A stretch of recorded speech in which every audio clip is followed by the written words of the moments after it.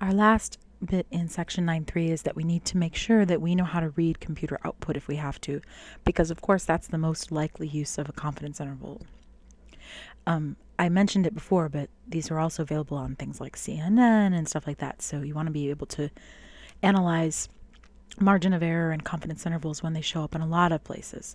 This particular stuff is computer output from StatCrunch and Minitab, which of course always manages to show up on exams and finals, because you're not generally expected to do a lot of the calculations to get these limits on an exam or a final. You're expected to know how to read them. So here we go. We want to know the degrees of freedom. And you can see StatCrunch tells you that it's 9 right there. Minitab in this particular output does not give you that information. So it is possible to make Minitab give you a little bit more, and I would have to do that in order to be able to ask you that question on an exam. What was the sample size? Well, if the degrees of freedom was 9 and that's equal to n minus 1, then n must have been 10.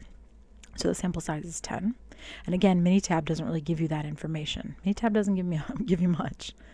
All right, what about the sample variance? Again, Minitab doesn't give it here. I can make Minitab do it, but it isn't right here.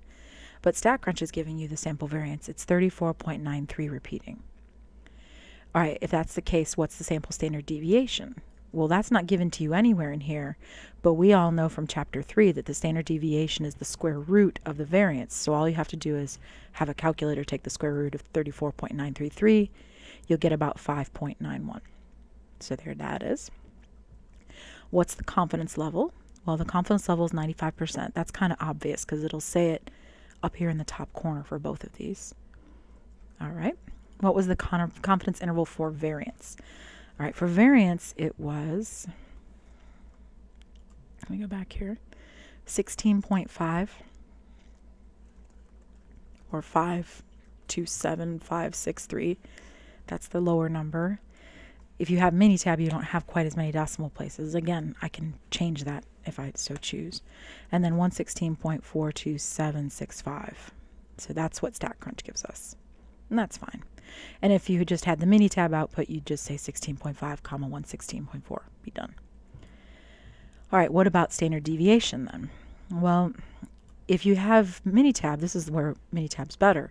Minitab just tells you right away that it's 4.07, comma 10.79. Now, if you didn't have that and you had StatCrunch, you would have to take the square root of each one individually. So you'd take the square root of 16 point blah, blah, blah. And then you take the square root of 116 point blah, blah, blah, and you'd get that interval that Minitab is giving us, 4.07, comma 10.79. And that's your answer. All right, so you want to be able to make sure that you know how to analyze these. And they won't always give you every single question that you're asked for, so you might have to know a little bit about what's going on in order to be able to find some things. So for example, it gave us variance but not standard deviation. It gave variance at confidence interval but not the standard deviation confidence interval. Or I could make it do reverse, give you standard deviation, and you've got to find variance, so you should be able to go back and forth. It gave degrees of freedom, but it didn't give sample size, or I could reverse that. All right, we are all done with section 9.3. I will see you back here for just a quick one video review of all of chapter 9, and that's what 9.4 is. See you then.